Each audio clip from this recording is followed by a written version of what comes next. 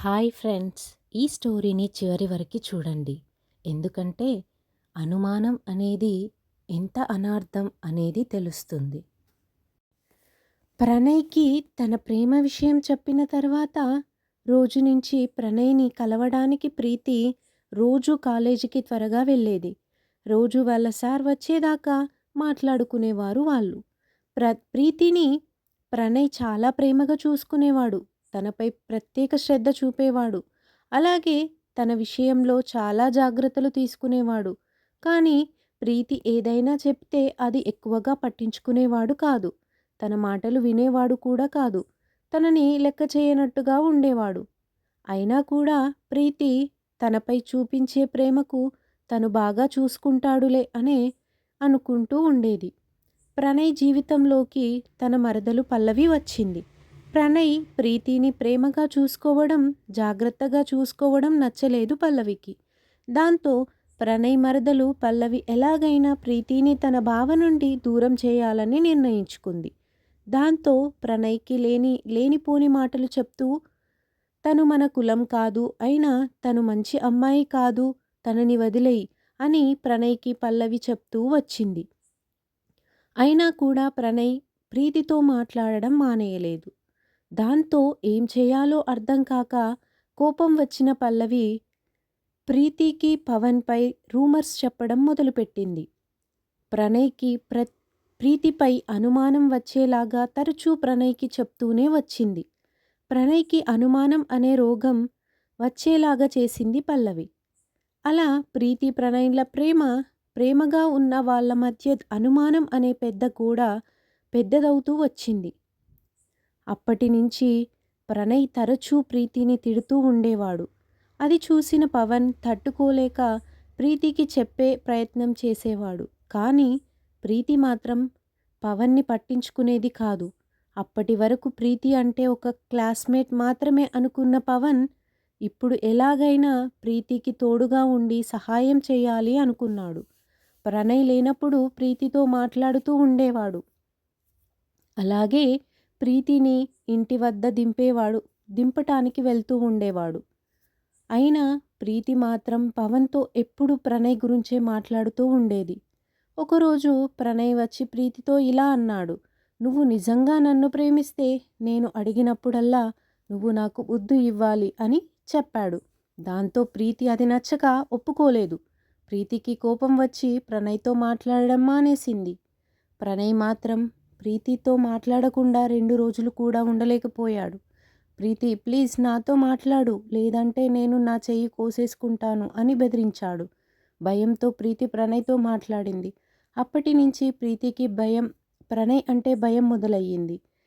ఇవన్నీ చూసిన పల్లవి ప్రణయ్‌ని ఎలాగైనా తన దారిలోకి తెచ్చుకోవాలని ప్రణయ్ దగ్గరికి వెళ్ళి, "ప్రణయ్ నేను నిన్ను ఇష్టపడుతున్నాను" అని చెప్పింది.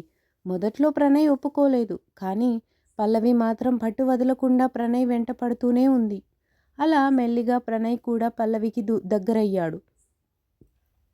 ప్రణయ్ మరియు పల్లవి విషయం ప్రీతికి పవన్ తన స్నేహితులు చెప్పినా కూడా ప్రీతి వినలేదు. వాళ్ళని పట్టించుకోలేదు కూడా. ఒకరోజు ప్రణయ్ వాళ్ళ ఇంట్లో ఫంక్షన్ ఉండడంతో అందరూ స్నేహితులు ప్రణయ్ వాళ్ళ ఇంటికి వెళ్ళారు. అక్కడ ప్రణయ్ ప్రీతిని వారి కుటుంబ సభ్యులకు పరిచయం చేశాడు. ప్రీతి చాలా సంతోషంగా ఉంది. అంతలో అందరూ భోజనానికి కూర్చున్నారు. ప్రణయ్ వాళ్ళ ఇంట్లో ఫంక్షన్ కదా ఉండడంతో అలా ప్రణయ్ వాళ్ళ ఫ్రెండ్స్తో కూర్చుని తినలేదు. ఏదో పని ఉందని ప్రణయ్ బయటికి వెళ్ళాడు.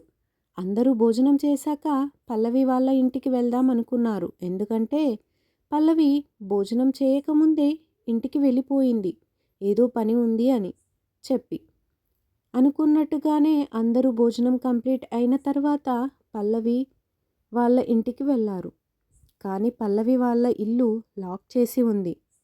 దాంతో ఏమీ అర్థం కాక వాళ్ళు డాబా ఎక్కి తన కోసం వెయిట్ చేస్తూ ఉన్నారు.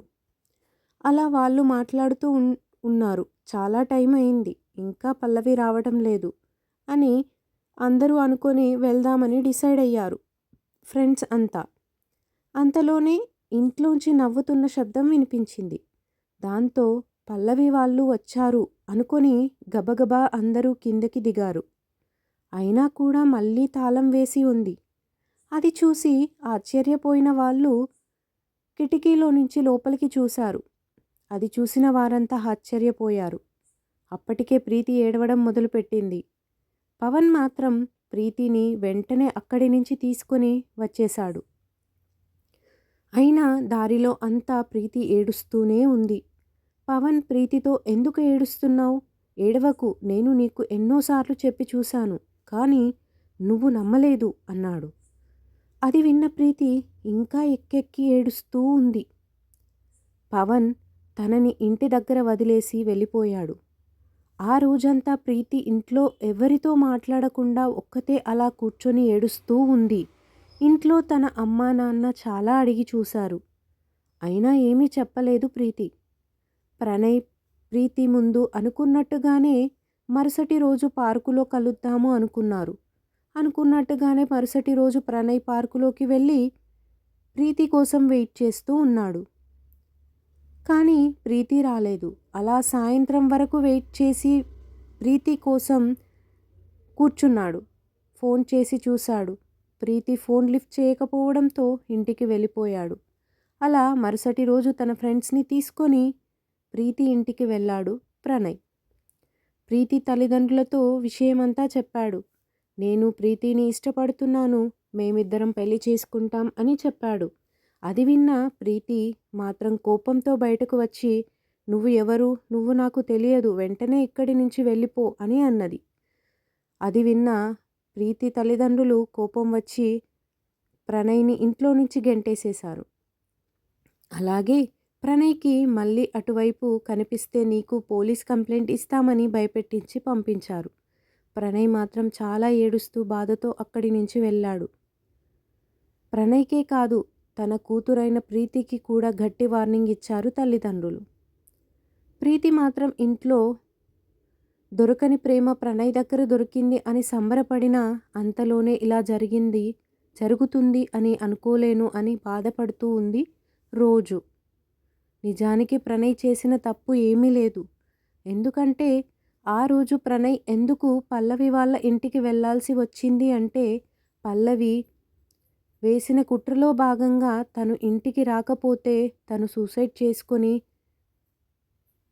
చనిపోతాను అని బెదిరించడంతో వెళ్ళాల్సి వచ్చిందే తప్ప ప్రీతిపై కోపంతో కాదు, పల్లవిపై ఇష్టంతో కాదు వెళ్ళింది అని అనుకున్నాడు.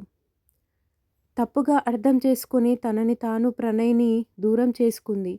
అలా రోజులు గడుస్తూ ఉన్నాయి. ఒకరోజు ప్రీతి ఫ్రెండ్స్ ప్రీతి దగ్గరికి వచ్చారు. వచ్చి అసలు జరిగిన విషయం అంతా తనతో చెప్పారు. అది తెలుసుకున్న ప్రీతి చాలా బాధపడింది.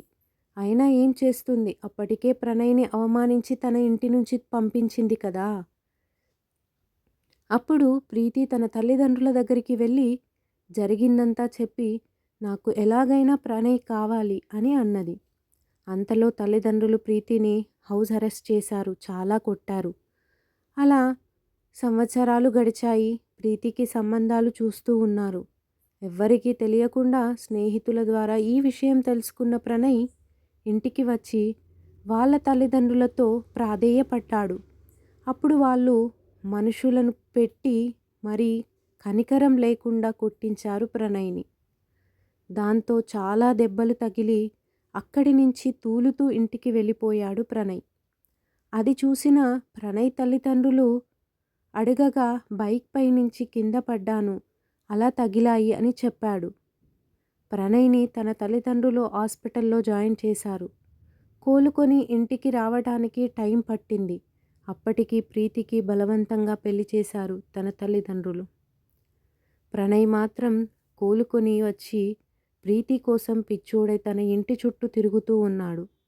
అప్పుడు ప్రీతి తెలుసుకున్నది ఏంటంటే, ప్రేమలో అయినా, ఎలాంటి బంధంలో అయినా, స్నేహంలో అయినా ఎలాంటి అనుమానాలు ఉన్నా